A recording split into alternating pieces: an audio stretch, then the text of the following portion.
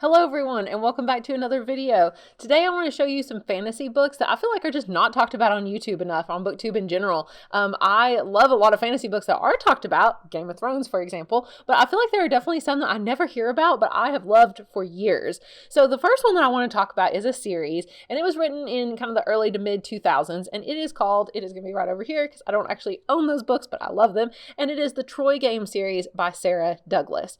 So this series was introduced to me by one of my friends back in college, and I remember the first book I just thought, this is okay, but by the time you get through the rest of them, they are amazing. And let me tell you why. Basically the premise, just to give you long story short, is each character from the first book is regenerated in the other three books, like reincarnated as a different person from history. So it's kind of about their drama and their lives. There's like love and revenge and all kinds of stuff that happen over thousands of years, like 3,000 years basically. And they basically go through each time period as different people, and sometimes they remember who they are and sometimes they have to discover who they are again because they've forgotten.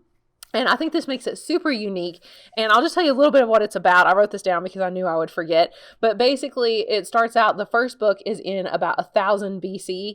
And one of the main characters is Brutus. And this is like kind of right after the fall of, or sometime after the fall of Troy. And he is really one of the main characters. And his wife is one of the main characters. And she has someone else who's in love with her, who's also one of the main characters. There is the Minotaur, whose name is Asterion or something like that, and he is a bad guy. And there's a girl named Genvissa, who I remember her character was really interesting because she was like sort of bad but then like sort of good, and she was the one involved in all the drama and the politics and all that. And then there was Cole, and he was like this mystic figure that was kind of, who was he was a warrior. He loved Cornelia. He loved Brutus's wife. So anyway, very interesting characters. In the first book, you're like, okay, this is just a plot about these people, whatever. But then in the rest of the series, each character is reincarnated as some, like, most of them are famous historical figures in England. Because in the first book, Brutus, the main character, kind of is banished and he sails off and discovers England. So then in each book, he is reincarnated as some leader type figure. I don't want to spoil and tell you who they're reincarnated as because that's part of the fun. But the second book is set in the 1000s, like the 11th century in England. So you might think of like the invasion of Normandy and kind of get a hint probably from that. And then the third book is set in medieval times. Then the fourth book is set in the World War II era. And each time that they're reincarnated, they are trying to escape this Troy game. Like they're trying to complete the game, which was something started in the first book, and they have to complete it to kind of get out of it and maybe find immortality forever and all this stuff. And anyway, it's really cool. I know, like I said, it's based on historical stuff, but it's really not so much about that as it is the characters' relationships with each other, but told in such a cool way with them being reincarnated and everything. I don't know. It's super cool. I highly recommend it. I loved it. And now this has just made me want to go read it again because it's been like 10 years since I read it. Okay, the next book I want to tell you about is a book that I actually own, and it is The City of Dark Magic by Magnus Flight, which is like two authors who write together under this pen name. So far, there's only two in the series. I don't know if there's going to be more, but there's a sequel called The City of Lost Dreams. Basically, if you like music, classical music, Beethoven, stories set in Prague, sort of time travel, but not really, mystery, murder mystery kind of elements, then you will like this book.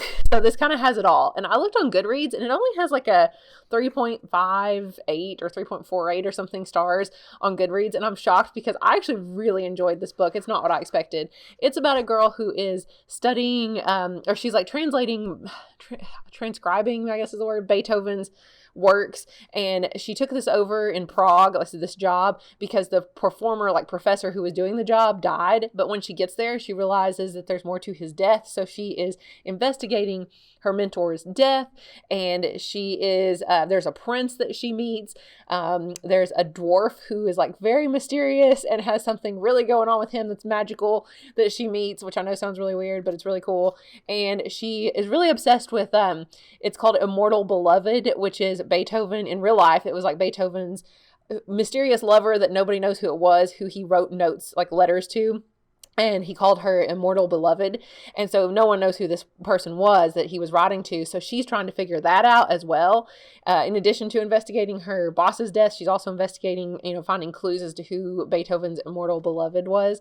And she is sort of able to have glimpses back in time, not really quite time travel, but like seeing back in time to kind of see what was going on and piece together what was happening. And it's really cool. It's kind of like surreal. I'd say like magical realism even kind of, but I'm putting it in fantasy because it is also pretty fantastical. And yeah, there's a lot of, it says dark secrets. Yeah, there's like a U.S. senator who's like trying to hide things as well involved, but most of it does take place in Prague. So anyway, it's super cool. I liked this one better than the sequel, but I thought the sequel was also good, especially the ending. I remember the ending had just really cool wording, and it's really strange, but I really enjoyed it. So you should give this a chance because it's something different, and why not?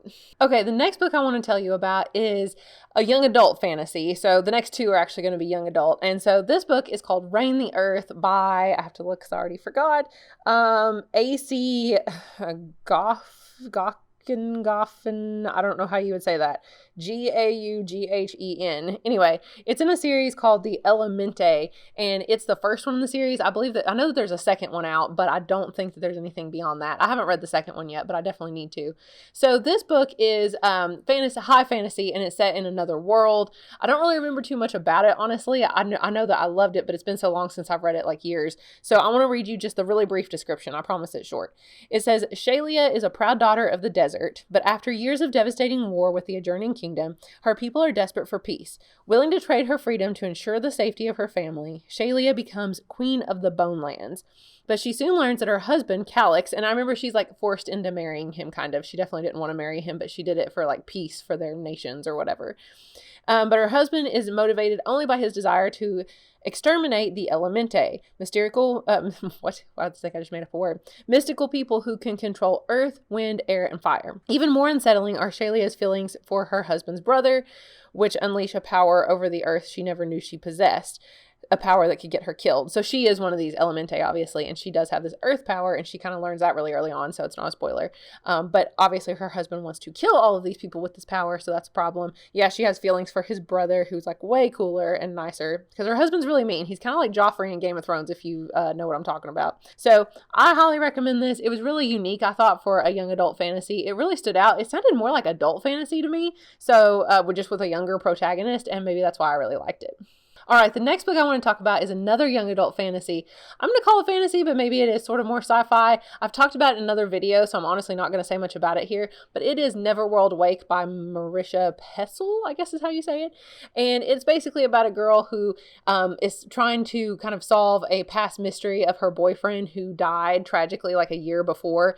And she goes to, there's like this New England house that she and her friends all go to get together one last time, like her friends from high school, like she's in college now, and they go to this like beach house on the lake or whatever it is, and they have something happen that night. They're actually all in a very tragic accident. I don't want to tell you too much, but this does happen early on. They're in a tragic car accident, and something happens, and they're in like this limbo world now. It looks like our world, but they have to keep reliving the same day over and over, which I know kind of sounds like Groundhog Day, but it gets really intense because this mysterious figure shows up and says, hey, you have to do this one thing, which I can't tell you what it is because that's a spoiler, but to be able to escape limbo, you all have to do this one thing, and they can't make a decision on like how to do it. And until they can, they will be trapped on this in this day over and over and over. So they also, like, all kinds of things happen with their friendships during this day that they have to repeat. And she's trying to find, like I said, her, what happened to her boyfriend. She realizes there was maybe a lot more to his death. So she's trying to discover what actually happened to him. And it's mysterious and just awesome. I loved the time aspect of it. I thought that was the best part of this, which maybe makes it more sci-fi, but I'm still including it here because it is so good.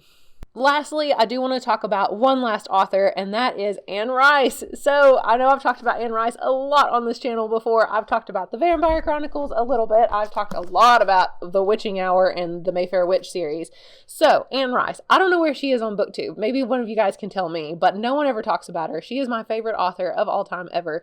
I know that some of her books are slow moving and obviously really chunky. So I know that some people don't like her writing style. It's very flowery. There's a lot of description in it, but I love that. I think it is super just character driven, and maybe people think that that is what slows it down, because honestly, in some of these books, there's really not that much plot. The characters are so great that I don't care. All I want to see is these characters running around doing stuff with each other. Like, I don't care what they are doing or what's happening. I just want to see what they're doing. I'm like, oh my gosh, there's going to be a scene between this character and this character. I can't wait to see what they talk about and what's going to happen here.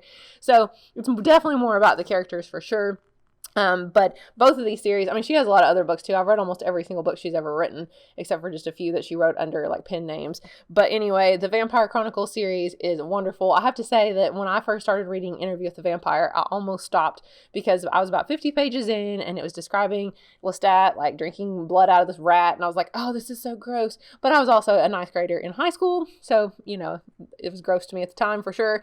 But I powered through and it's like the best decision I've ever made. So, I mean, I guess like I've made other good decisions like my job and my husband and stuff, but anyway, and my future baby, but you know, anyway, and then The Witching Hour, of course, is about a family of the Mayfair witches who all have these obviously kind of like weird powers set in New Orleans. All these are set in New Orleans, by the way. They're all amazing. And it follows 13 generations of their family, kind of have this family spirit named Lasher that they all can control. And it's just awesome. Their universes are even connected because she later wrote the 10th book of the Vampire Chronicles connects the two, and the two main characters from both series are in it together.